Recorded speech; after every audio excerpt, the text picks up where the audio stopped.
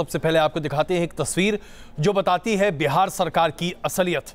हम जानते हैं कि सिस्टम कितना बेरहम हो चुका है लोगों के लिए, लेकिन ये है बिहार के सरकारी अस्पताल जहां मरीज के साथ साथ भैंस और कुत्ते भी घूमते फिरते नजर आते हैं। ये मरीजों का वार्ड है बिहार में, जहां मुजफ्फरपुर के सदर अस्पताल की ये तस्वीरें आपको हम दिखा रहे हैं। यहाँ मरीजों के बेड पर कुत्ते सोते हैं और जब कुत्तों का मन भर जाता है तो उसके बाद भैंस घुस आती है, ये देखने के लिए कि मरीजों का हाल कैसा है। पुलिस वाला है खड़ा जरूर, डंडा लेकर है, लेकिन भैंस को मारना नहीं चाहता। आखिरकार भैंस को चारा किसने डाला? जाहिर सी बात है, ये तमाम बातें हैं, लेकिन ये है मुजफ्फरपुर बिहार का, जहां सुशासन बाबू नीतीश कुमार बीजेपी के साथ बढ़िया सरकार चला रहे हैं। वहां पर इंसान और जानवर एक नजर से देखे जाते हैं। और आज कश्मीर की बड़ी खबर आपके सामने प्रस्तुत करते हैं। अमरनाथ यात्रियों पर हमला कर नापाक गुनाह करने वाले यवर काजीगुंड में सुरक्षा बलों के हाथ मारा गया है। यवर की मौत के साथ इस साल कश्मीर में मारे गए आतंकियों की संख्या तकरीबन 203 पहुंच चुकी है। यानी भारतीय सेना एक एक कर उन तमाम लोगों को कब्र तक पहुंचा रही है जो लगातार देश विरोध की बात कर रहे हैं।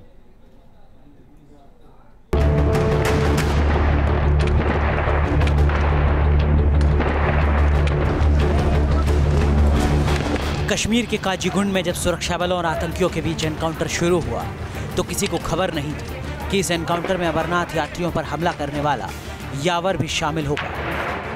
लेकिन एक एक कर जब देश के दुश्मन मौत की नींद सुलाए गए तो इन लाशों में से निकला यावर का चेहरा। यावर, जिसे कश्मीर के आतंकी नेटवर्क में यावर भाई के नाम से जाना जाता था, लश्कर का आतंकी था यावर के साथ ही साथ इस एनकाउंटर में 2 और आतंकी भी मारे गए, जिसमें पहले का नाम फुरकान था जो लश्कर का डिविजनल कमांडर था और दूसरे का नाम अबू माविया था। इस एनकाउंटर में एक आतंकी जिंदा भी पकड़ा गया जिसका नाम रशीद अलाही था। 3 टेररिस्ट मारे गए, जिसमें एक लश्कर तैयबा का डिविजनल कमांडर था जिसने अबू इस्माइल से टेक ओवर किया था उसकी डेथ के बाद, और एक अबू माविया है अनदर पाकिस्तानी, एंड यावर एक लोकल टेररिस्ट भी वहां इसमें मारा गया। ये तीनों अमरनाथ यात्रा अटैक में फिगर किए थे अबू इस्माइल के अलावा। सो ये पूरा ग्रुप आज न्यूट्रलाइज हो गया। ये सुरक्षा बलों के लिए एक बड़ी कामयाबी है, क्योंकि काजीगुंड के साथ ही साथ कश्मीर में सक्रिय लश्कर का यावर गुट पूरी तरह खत्म हो चुका है। इस गुट को पहले अबू इस्माइल चलाता था। 14 सितंबर को एक एनकाउंटर में अबू इस्माइल मारा गया था, जिसके बाद गुट की कमान यावर के हाथ में आ गई थी। यावर का साथ कुछ पाकिस्तानी आतंकी देते थे। कश्मीर में इस साल ढेर किए गए आतंकियों का आंकड़ा 203 तक पहुंच चुका है, जो इशारा करता है कि अब घाटी से आतंक का ये दंश खत्म होने की ओर है। सिक्योरिटी फोर्सेस का कहना है कि मिलिटेंट्स को न्यूट्रलाइज करने के लिए पूरे कश्मीर में ऑपरेशन ऑल आउट को जारी रखा जाएगा। वीडियो जर्नलिस्ट मोहम्मद यूनिस के साथ Idris loan, news nation, Srinagar. हम सब जानते हैं कि पाकिस्तान और चीन के बीच संबंध कितने मधुर हैं, लेकिन चीन ने पाकिस्तान में हो रहे भ्रष्टाचार को देखते हुए अपने one belt one road project की फंडिंग, जिसके 3 बड़े प्रोजेक्ट्स चीन के द्वारा चलाए जा रहे थे, पाकिस्तान में उन पर फंडिंग रोक दी है। और यह इसलिए क्योंकि पाकिस्तान की सरकार की तरफ से और पाकिस्तान की कंपनियों की तरफ से इसमें बड़े पैमाने पर भ्रष्टाचार की खबरें सामने आ रही थी। ऐसे में चीन ने मुनासिब समझा कि इन तीनों प्रोजेक्ट्स में फंडिंग फिलहाल रोक दी जाए। अब आप खुद ही समझिए कि पाकिस्तान के लोग क्या वाकई में किसी के हो सकते हैं? क्या पाकिस्तान के हुक्मरान क्या किसी भी देश के साथ मिलकर चल सकते हैं? आतंकवाद के मामले पर हो तो उनकी चाल अलग होती है, भ्रष्टाचार का मामला हो तो चाल अलग होती है। कोई ऐसा सगा नहीं जिसे पाकिस्तान ने ठगा नहीं।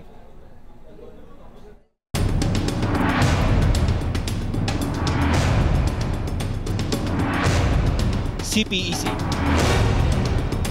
चीन का वो महत्वाकांक्षी प्रोजेक्ट जिसे जरिया बनाकर पाकिस्तान भारत से आर्थिक बराबरी करने का खोखला ख्वाब देख रहा था। लेकिन पाकिस्तान में जो हालात बन रहे हैं उन्हें देखकर लगता है कि CPEC के सपने में पूरा होने से पहले ही दीमक लग रही है। पाकिस्तानी मीडिया के हवाले से आई खबरों के मुताबिक चीन ने पाकिस्तान में बन रही 3 बड़ी सड़क परियोजनाओं की फंडिंग रोक दी है। ये तीनों प्रोजेक्ट सीपीईसी के तहत पाकिस्तान की नेशनल हाईवे अथॉरिटी के साथ बनाए जाने थे। इन तीनों प्रोजेक्ट्स की लागत तकरीबन 10 अरब पाकिस्तानी रुपए बताई जा रही है। खबरों की माने तो चीन की तरफ से कहा गया है कि पाकिस्तानी एजेंसियों में भ्रष्टाचार के चलते फिलहाल इन प्रोजेक्ट्स की फंडिंग को रोक दिया गया है।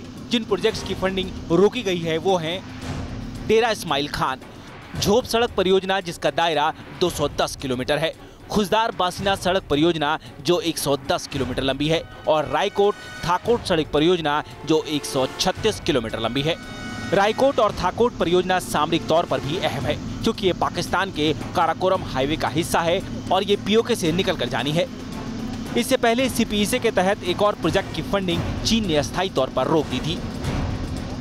चीन भले ही पाकिस्तान में फैले भ्रष्टाचार को इस कदम से जोड़ने की कोशिश कर रहा हो, लेकिन पाकिस्तान के जानकार मान रहे हैं कि ये चीन का ब्लैकमेलिंग करने का तरीका भी हो सकता है, जिसके जरिए चीन पाकिस्तानी हुकूमत को अपनी शर्तों पर काम करने के लिए राजी करवाना चाहता है। Team news nation. और अब बात करते हैं सीरिया और इजरायली बॉर्डर की, जहां युद्ध जैसे हालात पैदा हो रहे हैं। इजरायल और सीरिया दोनों तरफ से रॉकेट और बमबारी जारी है।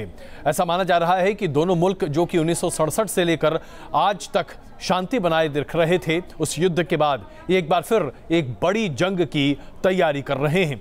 और ऐसा लग रहा है कि सीरिया के हाथों से गोलन हाइट्स वापस छीनने की पूरी तैयारी इजरायल की है।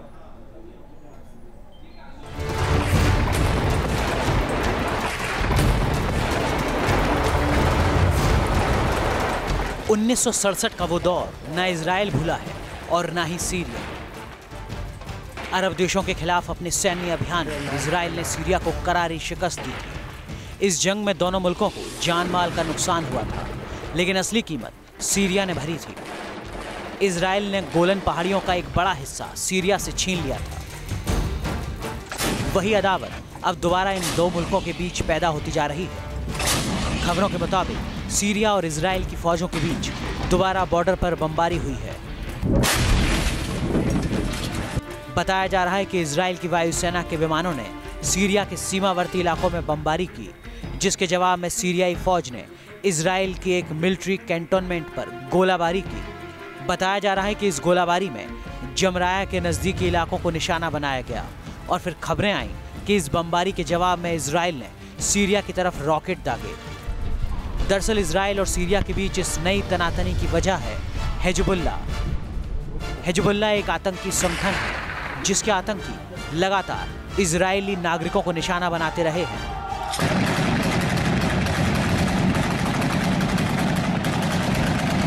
पारंपरिक तौर पर सीरिया और लेबनान हिजबुल्लाह का गढ़ रहे हैं। सीरिया और लेबनान के सरहदी इलाकों में हिजबुल्लाह के ट्रेनिंग कैंप हैं। हिजबुल्लाह के नेताओं और सदस्यों को इजराइल निशाना बनाता रहा है और हालिया हमले भी हिजबुल्लाह के ठिकानों को निशाना बनाकर ही किए गए थे। लेकिन हिजबुल्लाह के पर्दे के पीछे सीरिया और ईरान जैसी ताकतों का समर्थन हासिल है और इसी वजह से सीरिया ने इजराइल पर पलटवार किया है। सीरिया इस वक्त अस्थिरता से जूझ रहा है। ऐसे में असद सरकार किसी भी हाल में एक बड़ी जंग का हिस्सा बनने की हालत में नहीं है, लेकिन जिस तरह से सीरिया और इजराइल के बीच अदावत जारी है, उसे देखते हुए लगता है कि ये किसी भी छोटे स्तर के संघर्ष में तब्दील हो सकती है। Team news nation.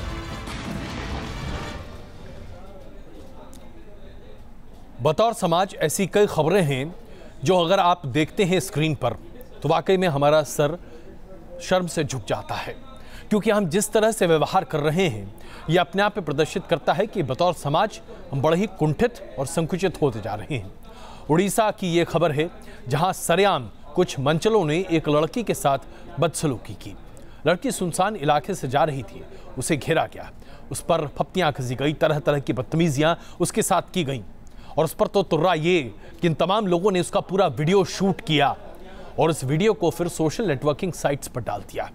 जब यह वीडियो पूरे तरीके से वायरल हो गया तब पुलिस को पता चला कि आखिरकार उड़ीसा में महिलाओं के साथ क्या व्यवहार किया जा रहा है और अब पुलिस काम करने का दावा करती है। जरा सोचिए क्या हाल बना दिया है हमने अपने देश का, जहां लोग न सिर्फ हत्या कसते हैं, गलत हरकतें करते हैं, बल्कि उसका वीडियो बनाकर वायरल करते हैं यह बताने के लिए कि दुनिया में कोई नहीं जो उन्हें रोक सकता है। यह है हिंदुस्तान की कानून व्यवस्था।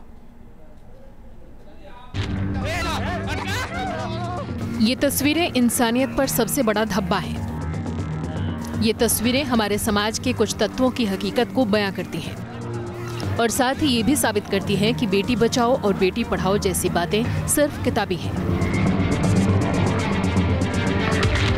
मानसिकता का स्तर किस हद तक नीचे गिर सकता है आप इन तस्वीरों में देख सकते हैं।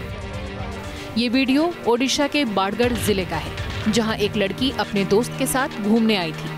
तभी 14-15 लड़कों का एक ग्रुप वहां पहुंच गया और लड़की के साथ छेड़छाड़ शुरू कर दी। वीडियो में आप देख सकते हैं कि कैसे ये लड़के लड़की के साथ बदसलूकी कर रहे हैं। लड़की बार बार खुद को बचाने की कोशिश करती है, लेकिन ये वहशी उसको घेर लेते हैं। वो रो रही है, चिल्ला रही है, मदद मांग रही है, लेकिन कोई उसकी सुन नहीं रहा। इस लड़की का दोस्त भी उसको बचाने की कोशिश करता है, लेकिन ये मनचले उसके साथ हाथापाई शुरू कर देते हैं। थोड़ी देर बाद इन दोनों को छोड़ दिया जाता है, मानो एहसान किया हो।